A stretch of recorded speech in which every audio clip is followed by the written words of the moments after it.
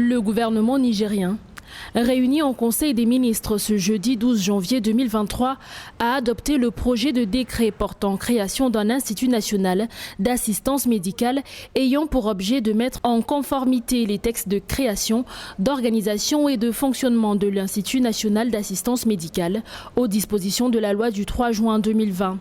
L'Institut a pour mission principale la prise en charge par l'État et des collectivités territoriales de la gratuité des soins de santé au profit des populations vulnérables du Niger.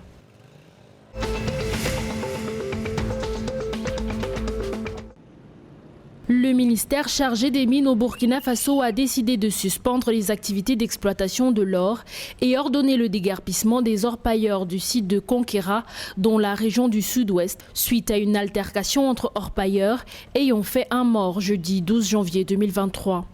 L'altercation a également causé la destruction des installations de l'entreprise Sentamine, qui avait obtenu son permis d'exploitation de grandes mines d'or en mars 2015.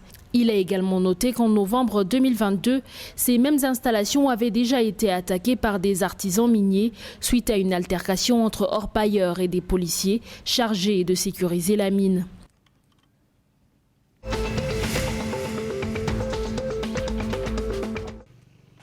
En Afrique de l'Ouest, la demande en sésame est encore plus forte en 2023, tant de la part des acheteurs étrangers, chinois et indiens, que locaux, qui se concurrencent pour les stocks disponibles. Ce qui justifie la hausse des prix dans certains pays comme le Burkina Faso, qui avec le Nigeria a atteint la barre des 1 500 $ par tonne, soit un peu plus de 910 000 francs CFA en décembre 2022. La courbe montre que le prix était fixé à 1 425 $ par tonne, ce qui correspond à une augmentation de 45 500 francs CFA.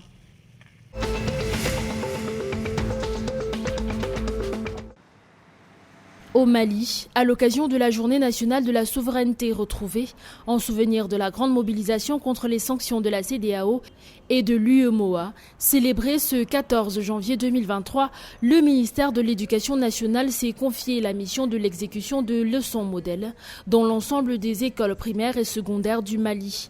Le but est d'éveiller et de créer le déclic chez les enfants de la nécessité d'être conscient de son appartenance à une nation telle que le Mali et de l'engagement à la patrie.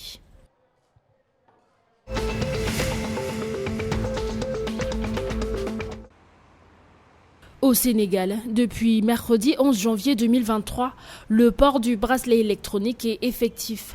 La mesure a été implémentée par le juge Barry, chef du premier cabinet de tribunal de Pékin-Guédiawaye. Le bracelet électronique est un dispositif de surveillance qui permet de purger une peine d'emprisonnement sans être incarcéré. L'autorité judiciaire peut recourir à son usage en attendant une audience de jugement à la place d'une détention provisoire ou dans le cadre d'une assignation à domicile. Désormais, une partie des 13 326 détenus officiellement recensés au Sénégal dispose d'un bracelet électronique leur permettant de purger une peine d'emprisonnement à domicile.